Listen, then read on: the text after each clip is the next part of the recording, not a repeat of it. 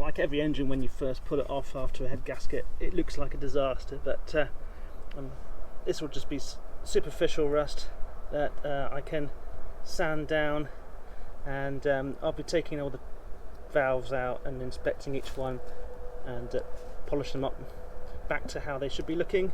But yeah, it does look pretty terrible, but definitely I'll be able to work on this head and get it back to tip-top condition. So follow me in the process, and it'll be an interesting clean up and rebuild. Certainly you can see there's oil in here, water got into here.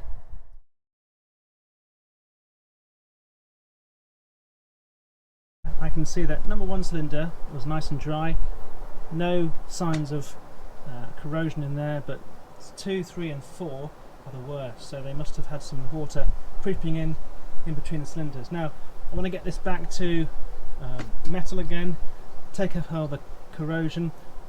I did a lot of head work to this a couple of years ago. It's still got the original valves in here, but they did have work done to them. For example, putting a chamfer in the back there to try and improve the airflow in. What I might do, I think I've got a valve removal tool, so I'm going to take all the valves out. I'm going to take the camshaft out, but first I'm going to see if I can take any of this superficial corrosion off. I'm just going to firstly use a sharp blade.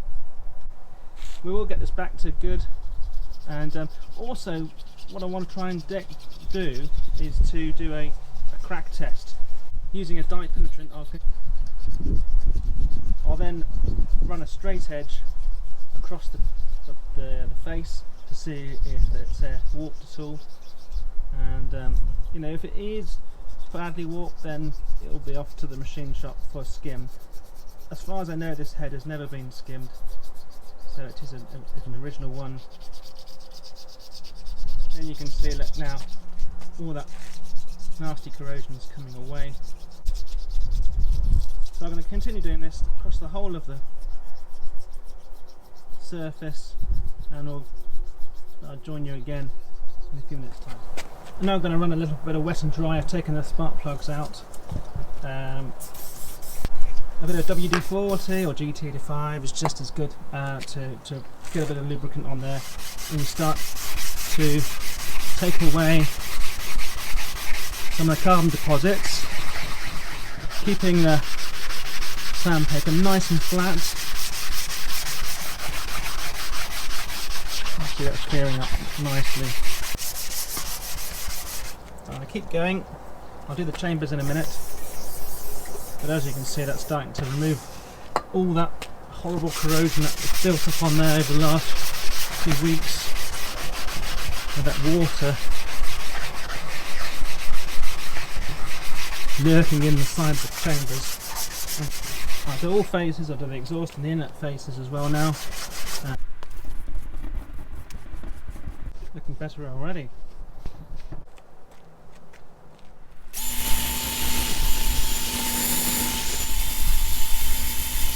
Very lightly tickling the valves and the chambers with this brush, not pressing down hard at all.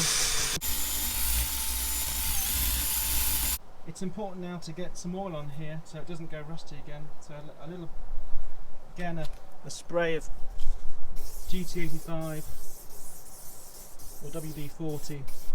It's going to prevent any moisture wanting to attack that head now. I've just sprayed on that developer now, and it's all gone white, and it says to leave for 10 minutes and see if any cracks appear. So far so good, nothing appearing on there at the moment.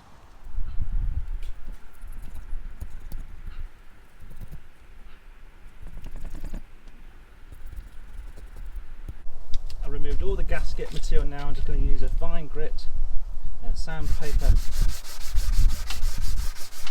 just to dress up that face before we even think about putting a new gasket on. It must be flat. It doesn't have to be super smooth, because you want some surface finish in there to keep it rough, to allow any gasket bond material to bond to. It's just a case of cleaning that surface up. I'll do the same on the head, on the exhaust side, inlet side. Maybe look at, might have to do it on the block if there's any material on there, but very fine, very gentle, dressing up. Before reassembling the gasket and the head, what I'm going to do is just check for flatness across the block. So I'm using 0.1 of a millimetre, feeler gauge and an engineer's rule. What I'm going to go through is check across each side, 1, 2, across diagonal, 1, 2, and then across the ends. But at the ends I'm going to be using 0.05 of a millimetre.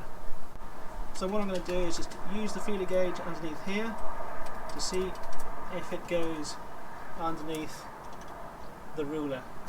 In this case, that's good. It's really imperative to make sure that the ruler is an engineer's ruler. It's got a nice flat edge to it, otherwise this simply won't work.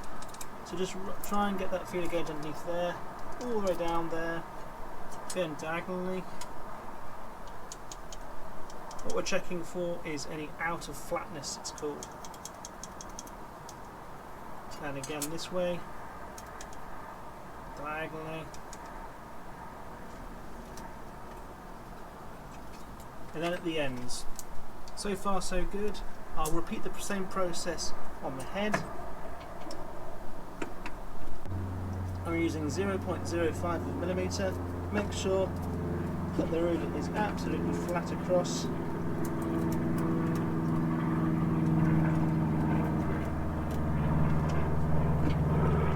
Try and get the best lines possible across the top of the block. Hold it down. Try and poke it through. No problems. So that's how you check for engine flatness, for flatness across the head and the block. I haven't gone mad. I'm just, one tip here is to be sure to remove any excess oil that can prevent the bolt, the head bolt, from locking down. So using an earbud is probably the best technique here, just to soak up any oil and any grit to prevent the head bolt from not seating correctly, and it can give you a false torque reading when it comes to torquing down. So do everyone. Another technique is to make sure that all the bolts are soaked in fresh engine oil before inserting them into the holes.